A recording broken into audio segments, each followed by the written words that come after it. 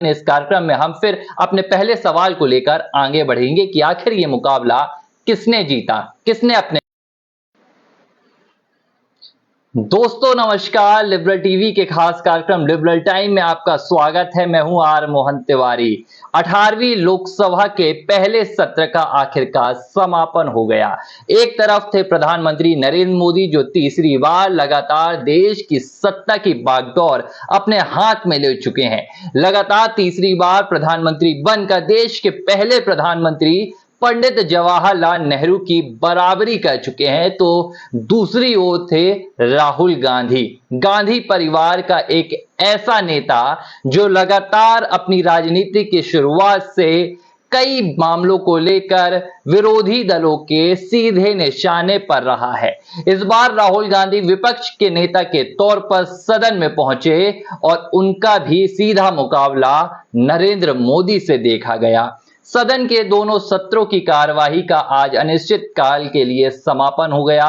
लोकसभा में कल प्रधानमंत्री नरेंद्र मोदी का भाषण हुआ। उन्होंने राष्ट्रपति के अभिभाषण पर जो धन्यवाद प्रस्ताव था उसका जवाब दिया। इससे एक दिन पहले राहुल गांधी ने भी लोकसभा में भाषण दिया और आज देश के उच्च सदन यानी कि राज्यसभा में भी प्रधानमंत्री नरेंद्र मोदी का भाषण हुआ। अब जो नजरें टिकी हैं, अब जो सवाल निकलकर सामने आ रहा है जिसका हर किसी को इंतजार है वो ये कि 2024 के लोकसभा चुनाव के नतीजों के बाद जो उत्साह विपक्षी खेमे में देखने के लिए मिला था, जो जश्न विपक्षी खेमा बना रहा था। वैसे तो सरकार एक बार फिर से एनडीए की बनी, लेकिन जो आतिशबाजी हो रही थी वो विपक्ष के खेमे में हो रही थी। जो मिठाइयां बंट रही थी, जो लगातार जीत के लिए एक दूसरे को बधाई देने का सिलसिला चल रहा था, वो विपक्ष के खेमे में चल रहा था। जबकि सत्ता में पहुंचने वाली एनडीए या यूं कहूं कि भारतीय जनता पार्टी थोड़ी मायूस सी नजर आई थी। लेकिन जब लोकसभा और राज्यसभा के पहले सत्र का आह्वान हुआ और अब समापन हो चुका है, तो हर कोई जानना चाह रहा है कि राहुल गांधी और प्रधानमंत्री नरेंद्र मोदी के बीच 18वीं लोकसभा के पहले सत्र का ये मुकाबला आखिर किसने जीता। आज राज्यसभा में क्या हुआ पहले मैं आपको ये बता दूं। लिबरल टाइम के अपने इस कार्यक्रम में हम फिर अपने पहले सवाल को लेकर आगे बढ़ेंगे कि आखिर ये मुकाबला किसने जीता, किसने अपने नाम पहले सत्र की बाजी की और किसका दमखम संसद से लेकर सड़क तक की सियासत के लिए देखने के लिए मिला।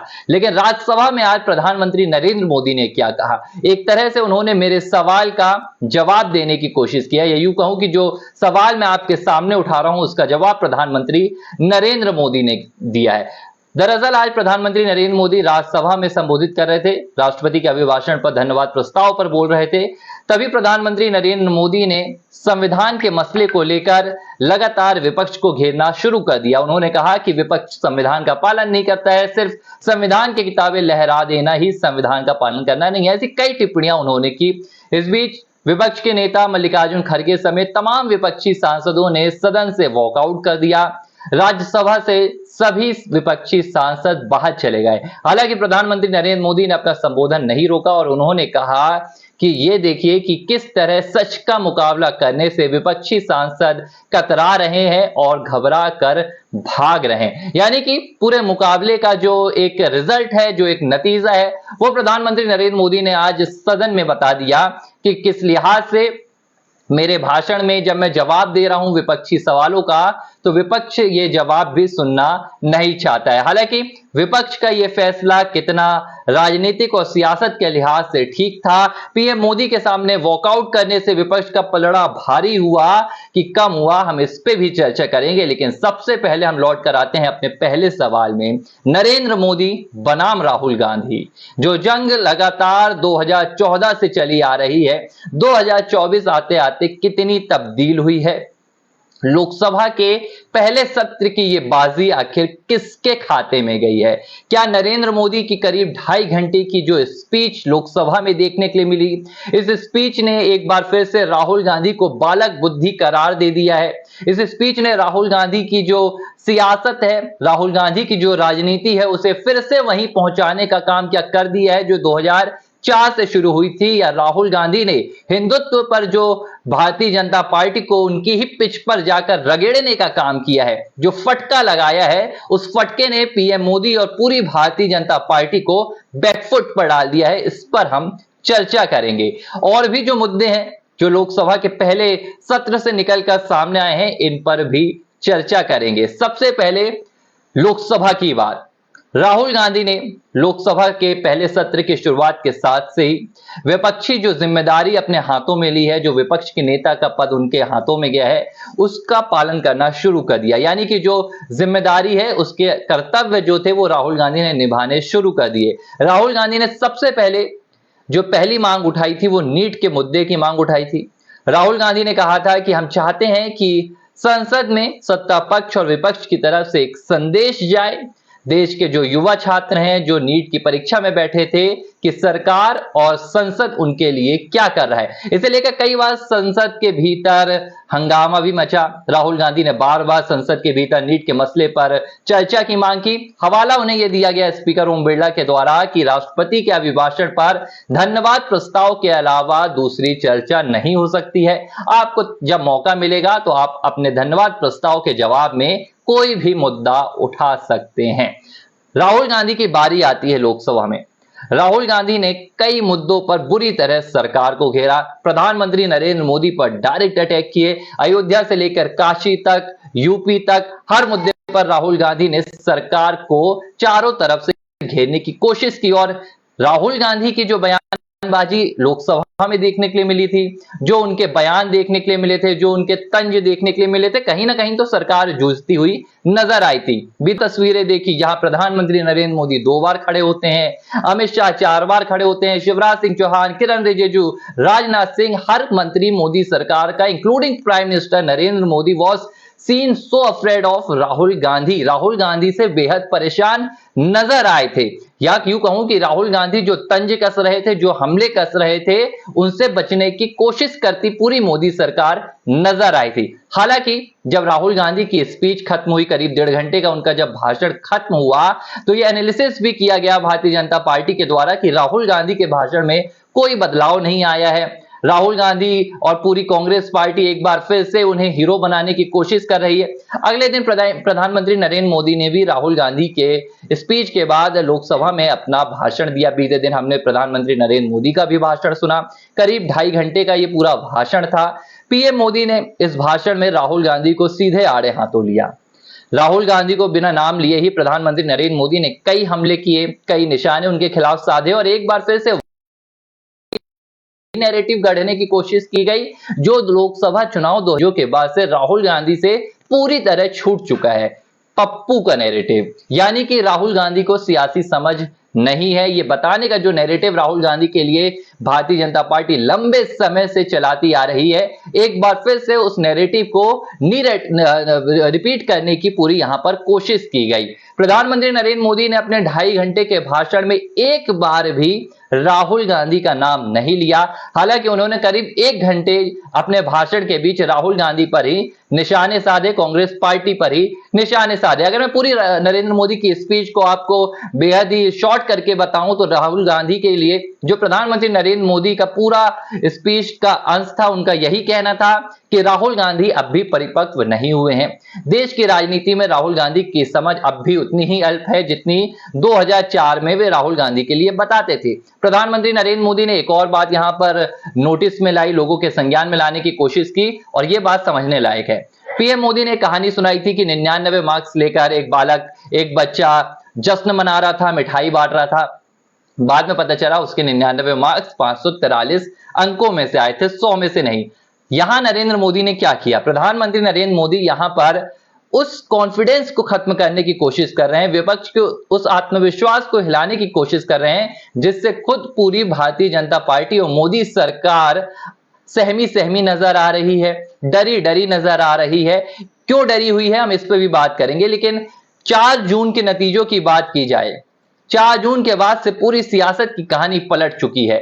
99 अंकों की बात प्रधानमंत्री नरेंद्र मोदी यहां पर राहुल गांधी के लिए कर रहे हैं। ये बताने की कोशिश कर रहे हैं कि राहुल गांधी हारे हैं।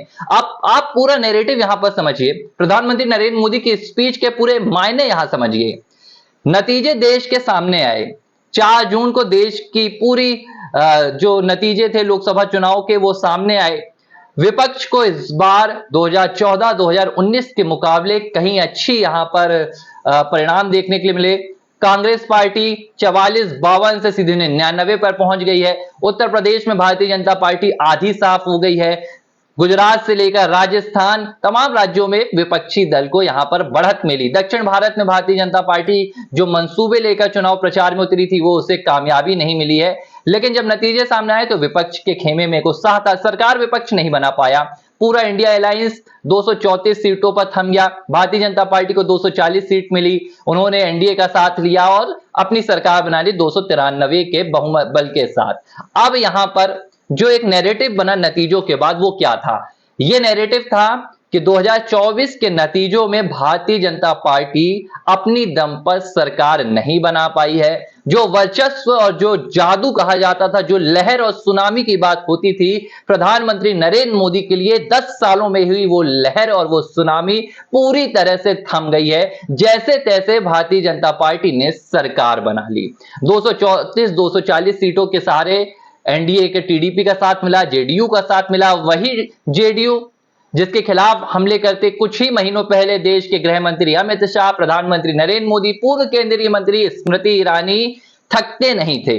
जिस नीतीश कुमार को देश में महिला विरोधी होने का सबसे बड़ा तमगा पहनाने की कोशिश भारतीय जनता पार्टी ने की थी, उन्हें नीतीश कुमार के सहारे सरकार बनानी पड़ी। आज नीतीश कुमार एनडीए सरकार के सबसे बड़े खिलाड़ी बन चुके हैं। नीतीश का एक कदम और प्रधानमंत्री की कुर्सी छिन जाने की नौबत आ जाएगी। तो ये कहानी तो सबको पता है। ये कहानी और ये नैरेटिव सबके सामने है कि आखिर 2024 के नतीजों में क्या हुआ। 4 जून का वो दिन देश की सियासत के लिए कितना अहम था। लेकिन अब संसद में प्रधानमंत्री नरेंद्र मोदी इस नैरेटिव को बदलने की कोशिश करते हुए नजर आए।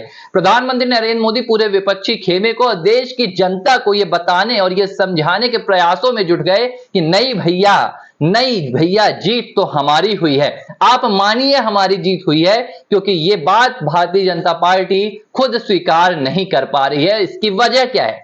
2014 और 2019 के जो नतीजे सामने आए थे, भारी भरकम बहुमत के साथ प्रधानमंत्री नरेंद्र मोदी के बैनर तले जीत मिली। लेकिन 2024 में भारतीय जनता पार्टी ने 400 का नारा दे दिया। 400 ना सही, कम से कम भाजपा को उम्मीद थी कि हम 310, 20, 30 से तो जीत ही जाएंगे। लेकिन जब नतीजे सामने आए तो ना सिर्फ 240 पर थम गए, बल्कि सबसे मजबूत गढ़ उत्तर प्रदेश में हाफ हो गए। और इन नतीजों ने यह तय कर दिया, ये बता दिया कि भाई जीते तो आप हैं, सरकार तो आप बनी है, लेकिन यहां पर बाजीगर वाली कहानी सामने आ गई कि हार कर जीतने वाले को भी बाजीगर कहते हैं। विपक्ष हार गया, पूरी तरह से उनकी सरकार नहीं बन पाई। इस बात में कोई दो राय नहीं है कि विपक्ष पूरी तरह से 234 सीट ही जीतकर ला पाई। लेकिन खुशी की लहर विपक्षी खेमे में, आत्मविश्वास विपक्षी खेमे में, जो जश्न है वो विपक्षी खेमे में। विपक्ष के जो नेता हैं वो लगातार भारतीय जनता पार्टी के ऊपर चढ़ रहे हैं, उनकी लोकप्रियता बढ़ रही है। अब इस पूरे नैरेटिव को काटने की कोशिश प्रधानमंत्री नरेंद्र मोदी ने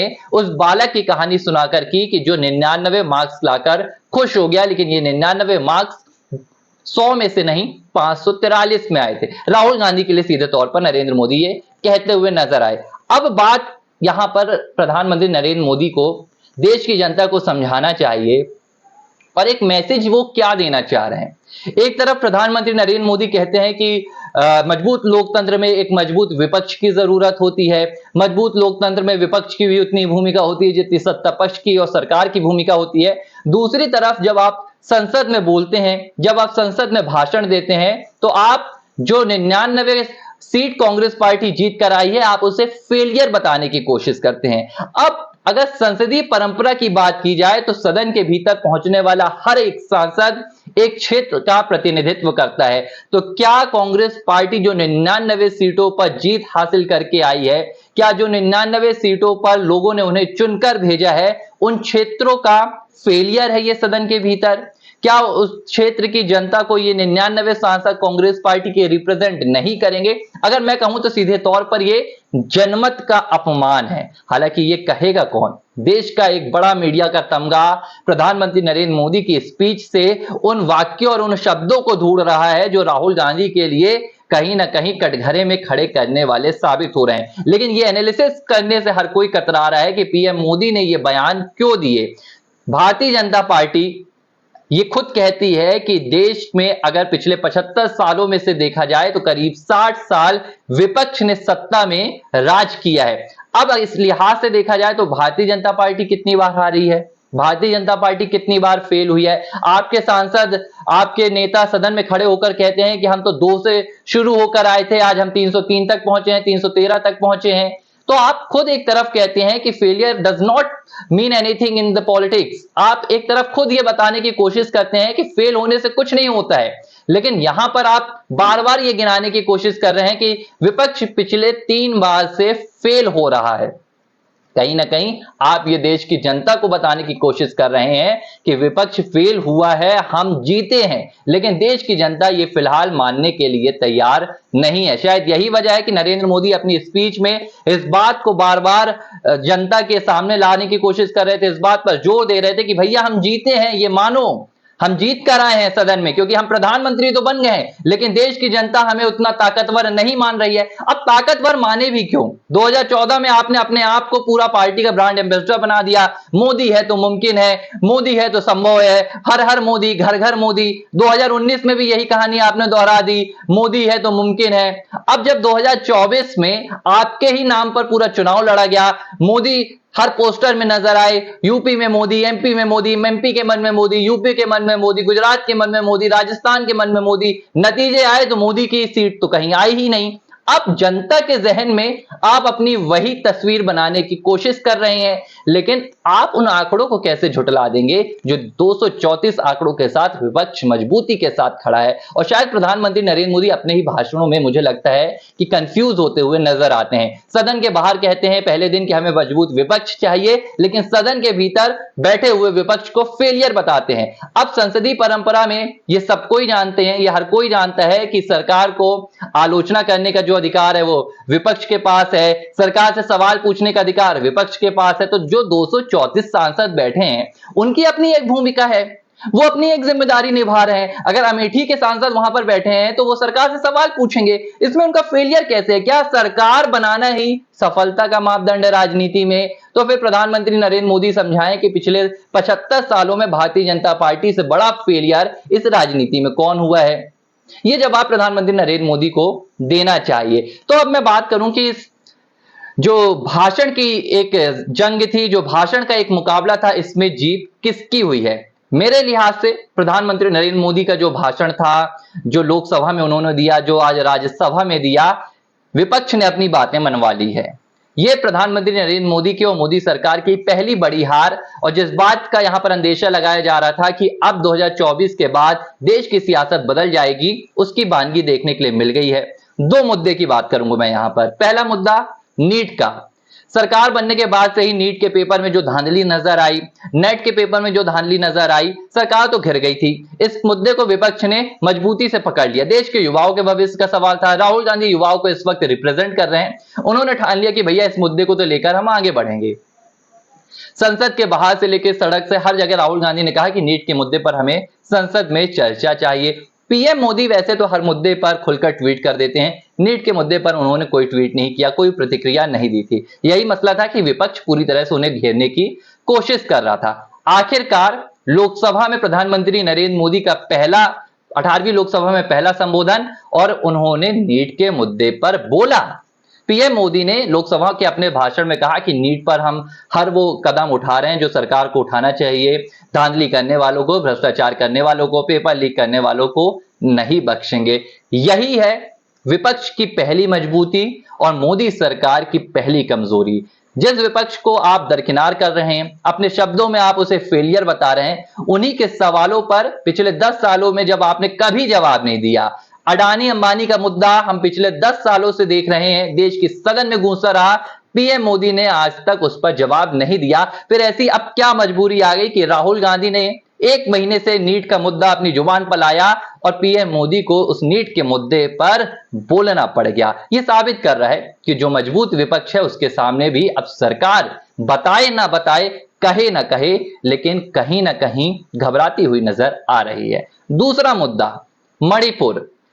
पिछले साल मई से अभी तक मणिपुर में लगातार बवाल मच रहे हैं, हिंसा मच रही है, लगातार वहां पर शांति बहाल नहीं हो पा रही है। विपक्ष ने पूरे चुनाव में मणिपुर को सबसे बड़ा मुद्दा बनाया। राहुल गांधी ने जब भारत जोड़ो न्याय यात्रा 2.0 की शुरुआत की तो उन्होंने मणिपुर से अपनी यात्रा की शुरुआत की। मणिपुर से कांग्रेस के सांसद भी चुनकर इस बार सामने आए और एक साल में पीएम मोदी ने कभी भी मणिपुर के मुद्दे पर खुलकर नहीं कहा या कुछ भी कहा ही नहीं। नरेंद्र मोदी के ऊपर लगातार विपक्ष दबाव बनाता रहा कि आप मणिपुर के मुद्दे पर बोलिए, लेकिन नरेंद्र मोदी ने कभी पर ना तो अपने चुनावी भाषणों में, ना तो किसी जनसभा में और सदन के भीतर तो उन्होंने बोला ही नहीं। आखिरी बार मैं आपको बताता हूं कि प्रधानमंत्री नरेंद्र मोदी ने अपनी जुबान से मणिपुर में जो हिंसा हो रही है, मणिपुर में जो आग जल रही है, कब बोला था। पीएम मोदी ने पिछले साल जुलाई 2023 में लोकसभा के मानसून सत्र के दौरान मणिपुर के मुद्दे पर बात की थी। इसके बाद पूरा साल निकल गया, ये जुलाई 2024 चल रहा है, 2024 का पूरा चुनावी कैंपेन निकल गया। हर राज्य की पीएम मोदी ने बात की, हर मुद्दे को पीएम मोदी ने उठाया, लेकिन मणिपुर का जिक्र पीएम मोदी ने कभी नहीं किया। लेकिन अब आज पीएम मोदी ने एक साल बाद मणिपुर के मुद्दे पर भी चुप्पी तोड़ दी। पीएम मोदी ने आज राज्यसभा में अपने भाषण के दौरान मणिपुर के मुद्दे पर भी जवाब दिया। पीएम मोदी ने कहा कि मणिपुर में जो हिंसा है उस पर सरकार हर सख्त कदम उठा रही है। 11,000 से ज्यादा एफआईआर दर्ज कर ली गई है, 500 से ज्यादा अरेस्ट हुए हैं। पीएम मोदी ने बताया कि वहां पर लगातार बच्चे और जो युवा है स्कूल कॉलेज जा रहे हैं, सब कुछ वहां पर सामान्य चल रहा है और शांति बहाल करने की पूरी कोशिश की जा रही। पीएम मोदी ने यहां पर भी विपक्ष को निशाने पर लिया। हालांकि मुद्दा यह है कि पीएम मोदी ने मणिपुर के मुद्दे पर जवाब दिया। अब पीएम मोदी ने मणिपुर के मुद्दे पर जवाब दिया, लेकिन ये कहीं ना कहीं भारतीय जनता पार्टी एक्सेप्ट नहीं कर पा रही है कि इसमें विपक्ष की मजबूती नजर आ रही है।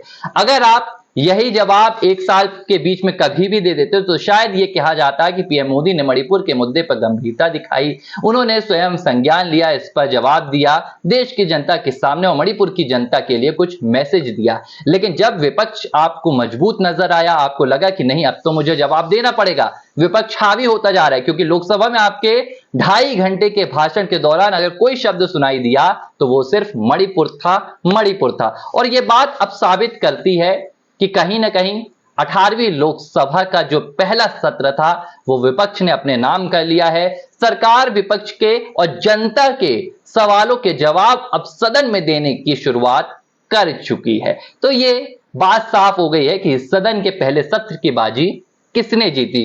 अब चलिए हम कार्यक्रम में थोड़ा अंत की ओर बढ़ रहे हैं। अपने लिबरल टाइम के समय की यहां पर थोड़ी सी कमी जरूर है मेरे पास। अब दूसरा मुद्दा क्या निकलकर सामने आ रहा है, मैं उस पर जल्दी से चर्चा करूंगा। यह बात हो गई मजबूती की। अब दूसरा मुद्दा है मर्यादा का मुद्दा निकलकर सामने आया है। पहला मुद्दा तो मैंने आपको बता दिया कि विपक्ष ने यहां पर अपनी मजबूती साबित कर दी है। प्रधानमंत्री नरेंद्र मोदी, राहुल गांधी दोनों ही नेताओं ने सदन में भाषण दिया। पीएम मोदी ने राज्यसभा में भी भाषण दिया, उन्होंने लोकसभा में दिया, राहुल गांधी ने लोकसभा बस में दिया। राहुल गांधी जब 1.5 घंटे का भाषण लोकसभा में दे रहे थे, इस दौरान कुछ एक सत्ता पक्ष के जो सांसद थे वो शोरगुल करते हुए नजर आ रहे थे। प्रधानमंत्री भी सदन में मौजूद थे, उन्होंने पूरा भाषण सुना और बीच में जब जरूरी लगता तो वो जवाब भी देते। अब आप समझिए कि यहां पर क्या दूसरी चीज निकलकर सामने आई। जब प्रधानमंत्री नरेंद्र मोदी लोकसभा में भाषण दे रहे थे तो करीब 2.5 घंटे के भाषण में पूरा विपक्षी खेमा नारेबाजी करता रहा। वेल में आकर पूरे विपक्ष ने शोरगुल किया और कोशिश थी कि प्रधानमंत्री नरेंद्र मोदी का भाषण सुनाई ना दे, वे थक जाए, हार जाएं और भाषण अपना रोक दें। लेकिन तारीफ करनी होगी प्रधानमंत्री नरेंद्र मोदी की 75 वर्ष की उम्र, 2.5 घंटे तक लगातार बोलना, ये अपने आप में एक बड़ी बात है। सदन का नेता अगर ऐसा जज्बा दिखाता है तो देश की जनता को मुझे लगता है कि कहीं ना कहीं तो ये गर्व करना चाहिए कि हमारे देश का प्रधानमंत्री संसद में कम से कम बोलने में तो पीछे नहीं है। अब बात निकलकर सामने आई राहुल गांधी की। इस दौरान कई सोशल मीडिया पे वीडियो भी सामने आए। इन वीडियोस में क्या नजर आया कि राहुल गांधी विपक्षी सांसदों को यह इशारा कर रहे थे कि जाइए आप प्रधानमंत्री नरेंद्र मोदी के भाषण में वेल में खड़े होइए और शोरगुल मचाइए। तमाम वीडियो भी नजर आए, राहुल गांधी खुद सीटी बजाते हुए नजर आए, शोरगुल मचाते हुए नजर आए। भारतीय जनता पार्टी ने कहा कि राहुल गांधी ने अपनी तमाम मर्यादाएं लांघ दी हैं। संविधान की बात करते हैं लेकिन संविधान का पालन ही नहीं करते हैं। तुलना कर दी गई सोनिया गांधी से। 2004 में वाजपेयी सरकार के दौरान सोनिया गांधी के भी कुछ ऐसे ही वीडियो सामने आए थे, जब सोनिया गांधी अपने सांसदों को वाजपेयी जी की स्पीच के दौरान हंगामा करने के लिए इशारे कर रही थी। लेकिन अब कांग्रेस क्या कर रही है? कांग्रेस ये बताने की कोशिश कर रही है कि हमने मर्यादाएं नहीं लांघी है। लेकिन माफ कीजिएगा, मुझे लगता है कि आपने संविधान की जब शपथ ली है, आपने अपने हाथों में संविधान की किताब उठाकर ये प्रतिज्ञा ली है कि हम संविधान का पालन करेंगे, तो आप संसद के भीतर संसद की मर्यादा, जो कि संविधान की मर्यादा है, संसद का उल्लेख संविधान की धाराओं में होता है, संविधान के अनुच्छेद में होता है, आप वहां पर ये कैसे उल्लंघन कर सकते हैं? और फिर आप कहते हैं कि हम संविधान की रक्षा के लिए आए हैं। तो यहां पर मुझे लगता है कि विपक्ष की एक खामी नजर आई। एक और दिलचस्प वीडियो की बात करूंगा। जिस वक्त प्रधानमंत्री नरेंद्र मोदी के भाषण के बीच विपक्षी सांसद नारेबाजी कर रहे थे, तब पीएम मोदी के पास पानी लेकर कर्मचारी पहुंचे संसद के, और पीएम मोदी ने एक गिलास उठाकर विपक्षी सांसद को भी दे दी। ये वीडियो सोशल मीडिया पर जमकर वायरल हुआ, और होना भी चाहिए।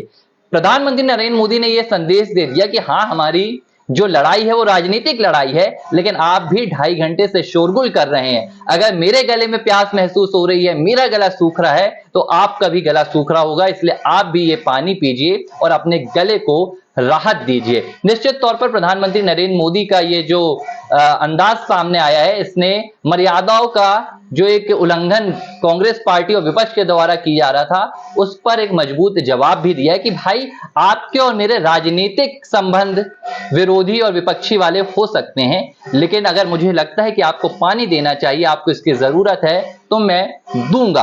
अब कांग्रेस पार्टी यहां पर क्या कर रही? राहुल गांधी को डिफेंड करने की कोशिश कर रही है कि राहुल गांधी ने जो किया वो सही किया, विपक्ष ने जो किया वो सही किया, विपक्ष का शोरगुल जायज था, राहुल गांधी का शोर करना जायज था, पीएम मोदी के भाषण में जो जमकर नारेबाजी की गई वो जायज थी। अब ये क्या वाकई जायज था? ये सोचने वाली बात है। सदन के नेता प्रधानमंत्री नरेंद्र मोदी जब भाषण दे रहे थे, तो विपक्ष अगर इसे शांति से सुन लेता तो इसे विपक्ष की मजबूती मानी जाती, लेकिन पूरे विपक्ष ने शोरगुल किया। विपक्ष के नेता बन गए राहुल गांधी। 20 साल के उनकी सांसदी का कार्यकाल हो रहा है, लेकिन राहुल गांधी भी संसद में शोरगुल करते नजर आए। तुलना की जा रही है जेपी नड्डा से। जेपी नड्डा का एक वीडियो सामने आया पुराना, जब जेपी नड्डा भी कुछ ऐसी ही हरकत करते नजर आए थे। लेकिन आप उन्हीं हरकत को दोहराएंगे जिस हरकत की आप आलोचना करते आए हैं, तो ये मुझे नहीं लगता है कि जायज होगा। और अगर मर्यादा की बात की जाए, तो सदन के भीतर मर्यादा की जंग प्रधानमंत्री नरेंद्र मोदी ने राहुल गांधी के मुकाबले जीत ली है। राहुल गांधी को यह सोचना चाहिए। अब एक तस्वीर भी कांग्रेस पार्टी ने शेयर की है, इसमें राहुल गांधी की बॉडी लैंग्वेज पर तुलना की जा रही है और प्रधानमंत्री नरेंद्र मोदी को पानी पीते हुए दिखाया जाए। अरे भाई, क्या बात कर रहे हैं आप? नरेंद्र मोदी 75 साल के हैं, राहुल गांधी 53-54 साल के हैं। अब आप एक 75 साल के व्यक्ति की तुलना एक 53-54 साल के व्यक्ति से कर रहे हैं। मैं 2.5 घंटे बोलूंगा तो मुझे प्यास लगाएगी, वो तो 75 साल के व्यक्ति हैं। आप ऐसा, अब देखिए, यही यहां कांग्रेस पार्टी लैग कर जाती है। यही कांग्रेस पार्टी की एक खामी है कि आप अपने नेता को सुपर हीरो बनाने की कोशिश करते हैं। अब राहुल गांधी की आप यहां पर ताकत दिखा रहे हैं, लेकिन इसमें जनता की क्या ताकत दिख रही है?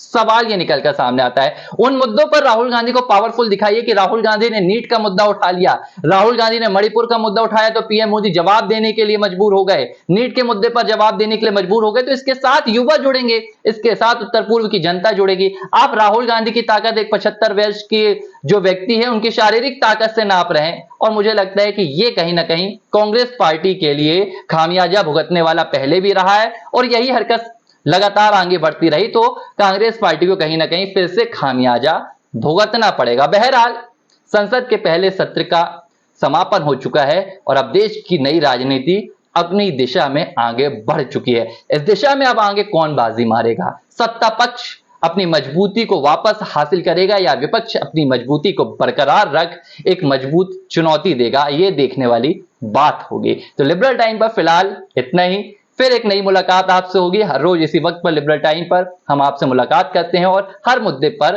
बातचीत करते हैं। फिलहाल वक्त हो चला है इजाजत का। देखते रहिए लिबरल टीवी पर हमारा ये खास कार्यक्रम लिबरल टाइम।